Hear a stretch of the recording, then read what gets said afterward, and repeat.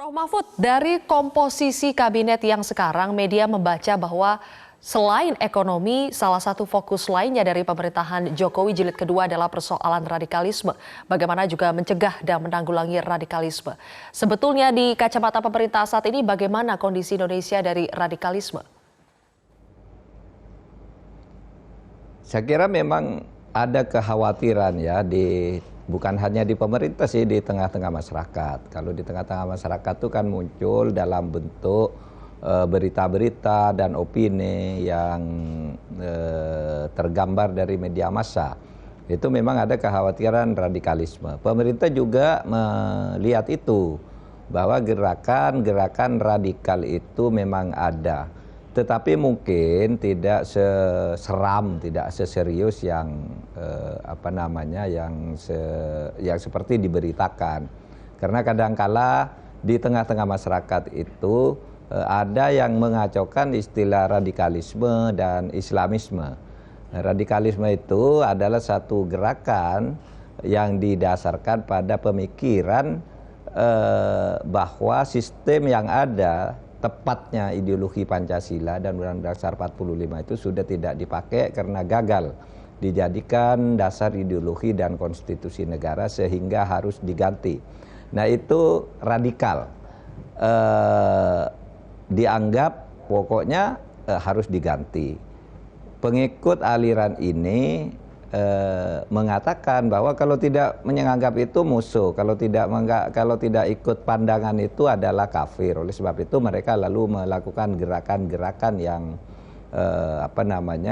dilakukan secara sistematis untuk mempengaruhi masyarakat. Dan itu ada nyatanya ya di kenyataannya.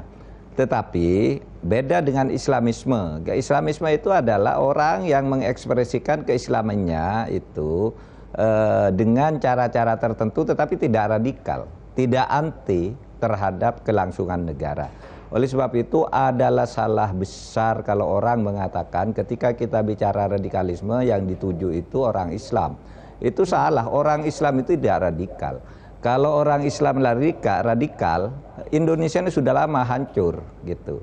Oleh karena orang Islam itu tidak radikal dan justru ikut membangun negara Republik Indonesia ini dan menjaganya, minimal seperti yang diekspresikan oleh sikap-sikap ormas-ormas Islam seperti NU, Muhammadiyah, Al-Wasleh dan sebagainya, itu kan NKRI semua.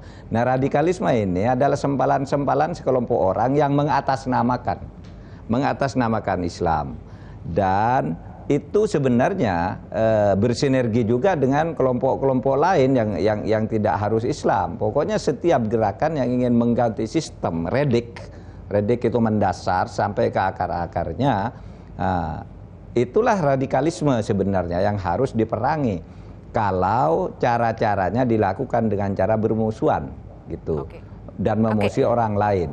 Nah, apakah kita tidak menginginkan perubahan? Ingin, tapi perubahan yang kita lakukan itu adalah perubahan gradual, bukan perubahan radikal. Karena perubahan itu harus dilakukan sesuai dengan perkembangan masyarakat, perkembangan dunia internasional, dan Indonesia selalu bergerak melakukan perubahan-perubahan dalam arti penyesuaian, tapi tidak radikal.